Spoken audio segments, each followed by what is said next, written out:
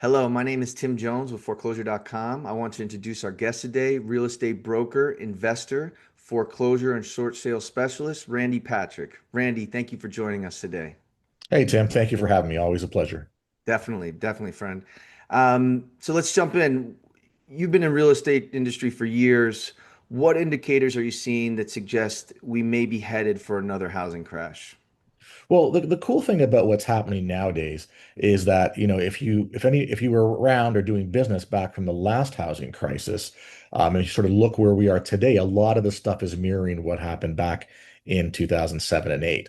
So, if you listen to the news, we are having a significant amount of inventory increase. Hmm. So now a lot of it is, when we say housing crash, I mean, a lot of times we refer to that as a national thing.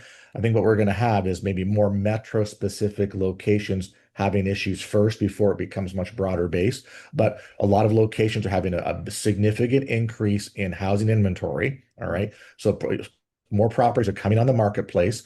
And, it's funny, you would think that, well, is it a buyer's market? Well, it's becoming a buyer's market right now. Yeah. Sellers still haven't really reduced their price points significantly. But Mhm. even though we're looking at that increase in inventory, we can still see a lot of price points. So if you're a real estate agent or have access to the MLS, you can take a look at, price decreases. So we're seeing price decreases all the time. Things that are going under contract. I forget what I was listening to the other day, but basically seller concessions. It's like every deal now, buyers are getting smarter, or at least their agents are that are representing them, and they're asking for seller concessions, whether it's FHA mortgage buyers or anything else. Like, hey, let's get what we can and see if we can take anything off the table, which is kind of cool.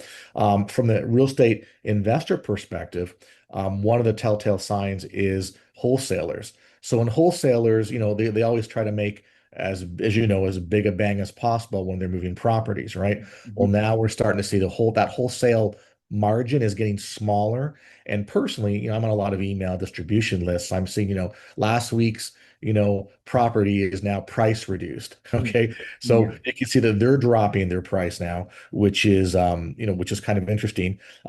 Fix and flipper market too, same thing. Like, in other words, if you're buying a property that you're going to put money into and rehab and resell, well, there's some pullback in that, but already, like, at least a lot of the better fix and flippers that I know, or the ones that are more concerned, they're adjusting their price point. So today's ARV, their after repair value, they're saying, okay, if it's X today, well, if it's roughly 4 to 6 months from start to finish, from project to sale to closing, they're reducing their internal ARV by 10 or 15%, saying, okay, maybe it's worth $500,000 today, but let's bring it to 450 realistic price point, 4 or 6 months from now, because they're seeing reduction as well. You see, so everyone's making adjustments. And I think, last but not least, we're seeing the foreclosure filings. Mhm. So as much as, it's sort of been sort of pattering along, you know what I mean? I think we're starting to see a little bit more indication I mean, clearly your group would be the one that would know that for sure with all the data you have. But, like, from if you're talking to the lay person, the casual user, if you start reviewing the data, certain counties, certain locations are starting to see a pickup for Yeah. various reasons. But again, you only can kick the can down so far.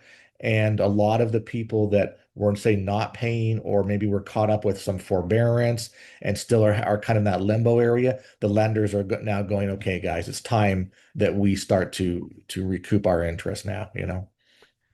No, that's very interesting and definitely has changed a lot since the last time we spoke in the beginning of 2023, especially in our markets in Southeast Florida and Southwest Florida. Mhm. You're starting to see those inventories increasing, that's for sure.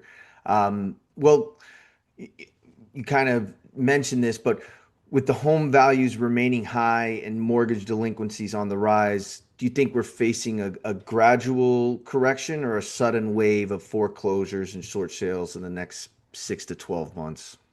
Well, the next 6 to 12 months, I'd say it's still going to be gradual.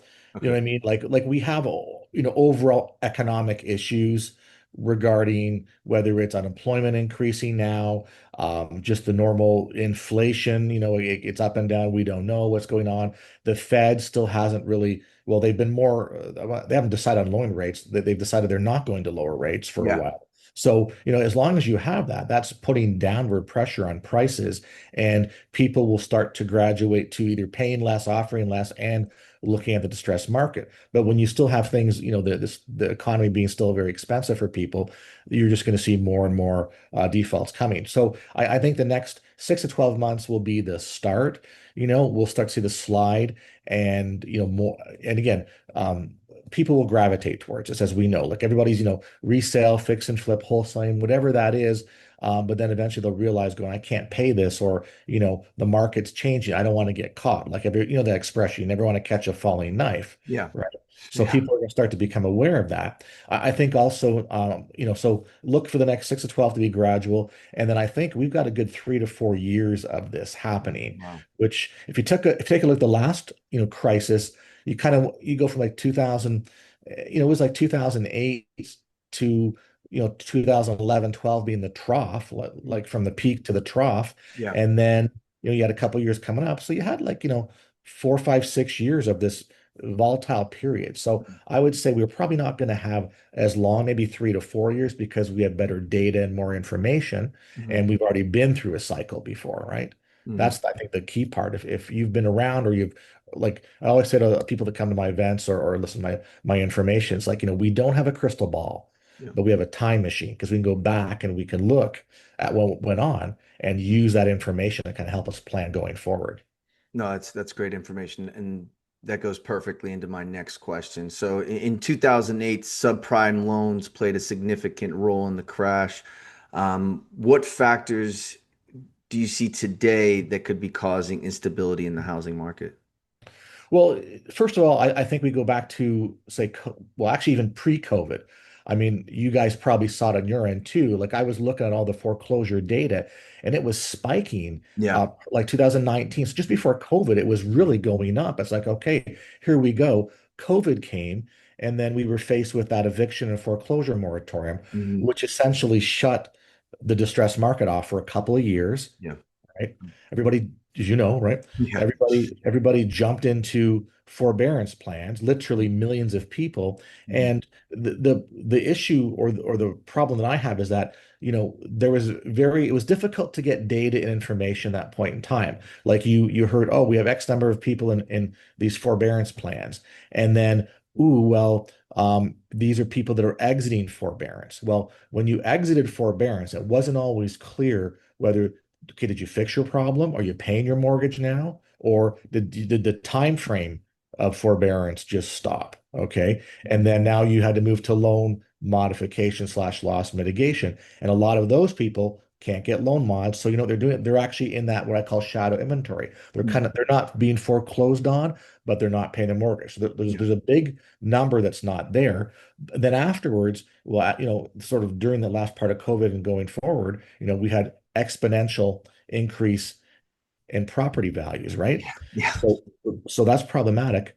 And when you look at, you mentioned subprime, well, we don't have subprime lending per se, but we have FHA lending. Yeah. Okay. And FHA is, lower down payment, lower Hmm. credit score, higher debt to income ratio. So to me, that's our new subprime. And if you start researching FHA loans and FHA loan delinquencies, recent vintage FHA loan originations, like we're talking from 22 and 23, they have an exorbitantly high default rate. So it's kind of like, hey, I jumped in, I paid a high price for my property, I was able to get an FHA loan, and then, market changes 5%, you're underwater, you need to sell, there's closing cost commissions, now you're 10% underwater. What are Yeah. you going to do? You see, so those are the things that I think replace subprime, just that perspective. But here's the thing, lenders want to lend. Over the weekend, I heard a radio ad, and I actually just looked it up before our call because I want to make sure I understood this. So I actually heard Rocket Mortgage is offering 1% down loans. Hmm. Believe it or not. Yeah. So I literally pulled it, and there's a bit of qualifying, but essentially what they're doing is that, need a qualifying FICO score 620 or better. It's kind of like subprime, right? Yeah. Single unit primary residences only.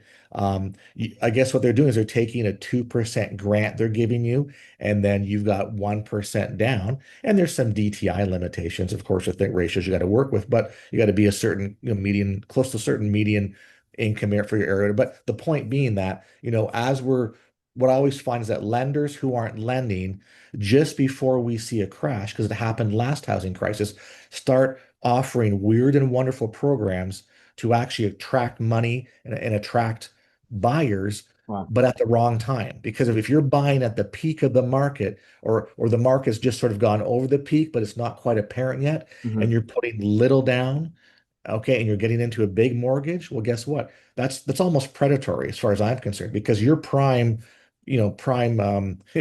housing loss, foreclosure opportunity as a year or two goes on. You see? That's that's a very good point. And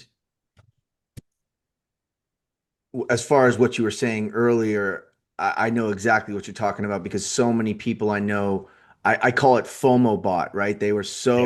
There's so many people going to these properties and listings where if they didn't put in a bid, they were going to lose it. So people were doing it without even really understanding the potential increase in the taxes when they bought at that price, but even more so specifically down here in Florida, well, around the country, but as the insurance, people were not anticipating those hike increases. And I know a lot of people that purchased in 2021, 22, and thought they were getting a great deal, but then just didn't anticipate some of the additional costs that were coming in. So no, that makes sense. And it's interesting what we're seeing now. So, you know, what opportunities do you see for real estate investors in the shifting market? I know you mentioned FHA. Is now the time to start looking for distressed properties? Oh, definitely, definitely. I mean, they're out there. I guess you could say optically they're not there, so you're not going to see distressed properties listed on the MLS, etc., right?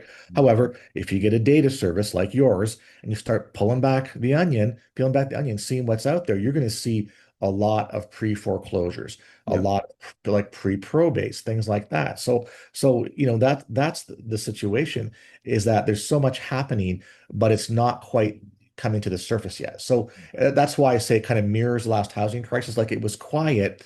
If you knew what was going on, you're going to be the first ones to venture out into the field and start looking at these things and getting your hands on deals. And then eventually, real estate agents will start to figure this out, et cetera, et cetera. And the market will start to shift. But I think there's a huge amount. And again, this is the difficulty with data, is that, it's a moving target, right? So people are losing their homes, people are getting foreclosure filings, people are in loan mods. Like, it's really hard to quantify that data. But you guys got enough that and good data that you can just look, like, you can pick a zip code, you can niche down to maybe mortgage type. Like, a big thing we're looking at now is reverse mortgages is a great opportunity. People are passing away, and a lot of them aren't even in probate yet, so there's some good stuff going on there. So yeah, I mean, the distressed market is, and again, untouched. And let's go back a few years. Everybody wants to, get it on the way up, right? Well, if I buy it today, I might make 10% next year, or I'll just break even if it doesn't work, right? So people like to play the upward game on Mhm. appreciation. And a lot of times they forget that if you actually look behind the scenes and start actually detailing what's going on, you make your money when you buy, and if you buy distressed, because you're getting the best price points or best discounts when you're working, like pre-foreclosure, probate, code violation, that type of market. That's great advice. Thank you, Randy. So for homeowners who are struggling to keep up with the payments, what advice do you have? Are short sales a better option than, potential foreclosure? Well, it's a very good question, because we talk to a lot of homeowners, and we have a process where, we vet them through a local, real estate attorney that reviews their personal situation. So, as investors, or even as licensed real estate agents or real estate brokers, we're not necessarily lawyers, we're not tax professionals, we're not financial planners. So it's one of those things that, you can look at a home and you could say, well, does the home need a short sale? Yeah, but does the person need a short sale? So I always think that the homeowner should consult somebody, so they understand the ramifications. Again, that's not the right word. Like this, what goes on. So they understand the financial implications, if any. What's the best solution for them? Should they pursue, if they want to keep the house, should they pursue loan modifications or trying to do workout programs with their lender? That's a potential option. But, for 99% of the population, an actual short sale is better than a foreclosure. A short sale doesn't really ding your credit, so to speak, because your credit's already kind of dinged with the non-payments. We do know a foreclosure does, add some additional hits to your credit. But the main issue with respect to foreclosures is that if you let it go to foreclosure, it's a judgment against you, right? And in the majority of states around the U.S., even after it's sold the auction, the lender can still come and collect that judgment and harass you over the next number of years, which is not that great. So, that's why I would say, counsel, find talk to a professional. As much as, I am a licensed broker, and I've been doing this for, 20 years now, there's still things that I don't know. And as real estate agents, we're not really in a position to give financial advice, you see. So Yeah. the average agent, says short sell. Well, to me, yeah, it probably makes sense, but you might want to do a little more research as a Yeah. homeowner just to make sure you understand what's going to happen in the future. Yeah, no, that's great advice. I mean, we always tell our audience and users to that our platform helps with doing due diligence, but you always want to talk to a local expert and expertise, and whether it's legal questions or real estate questions, everything you should always talk to an expert. So thank you, Randy. That's very helpful, and thank you for sharing your wisdom with us today. That's all the time we have for today. If anyone has questions about short sale opportunities, how can people get in touch with you? Well, very straightforward. You can look me up. My email is straightforward. It's Randy at luxuryshortsales.com. Okay. Randy at luxuryshortsales.com. That's the best way. That's what I primarily check. In the future, you'll start to see more videos from me. Facebook, Instagram, whatever. I'm going to start getting back into that. But I've Okay. been spending the past year or so just plugging away at deals and building the pipeline and getting prepared for what's going to be a pretty active next 3 to 5 years. Let me tell you. So, Well, thank you again for sharing. We'll make sure to put a link down to your channels below. Okay. all right. If you found this video helpful, please like it and subscribe to our channel. Don't forget about our free foreclosure email alerts. Until next time, I'm Tim Jones with foreclosure.com, and thank you for joining us today.